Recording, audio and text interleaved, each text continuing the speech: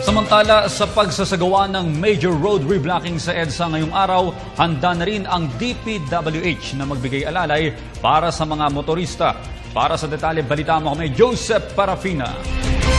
Abalang-abala mga tauhan ng Department of Public Works and Highways ng aming abutan sa lalawigan ng Laguna habang nagsasagawa ng Oplan Lakbay Alalay.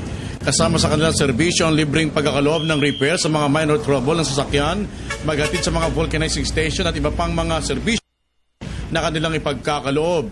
Ito kasi ang kabilin-bilinan ng DPWH Secretary Rogelio Singson ang maging handa at alerto ang kagawaran upang tumulong sa mga kababayan nating magsisiuwian sa kanilang probinsya ngayong Semana Santa.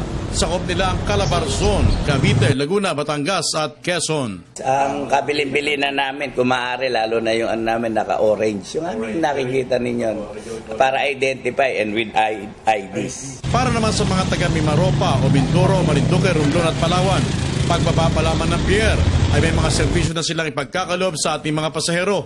Importante kasing mabigyan ng tamang pag-alalay ang mga motoristang ito dahil sa layo ng binabiyahe ng mga ito kapag panahon ng Semana Santa. 24 oras ang kautusan ng kalihim ng DPWH at kailangang mag-ulat sa punong tanggapan nito tuwing ka-6 na oras para mamonitor ang mga nangyayari sa labas.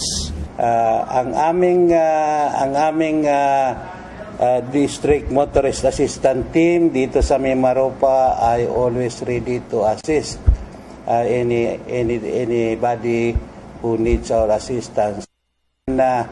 Please don't hesitate to come to us.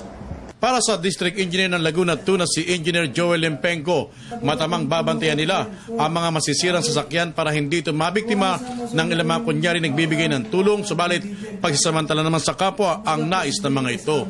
Para sa Telebisyon ng Bayan, Joseph Parafina.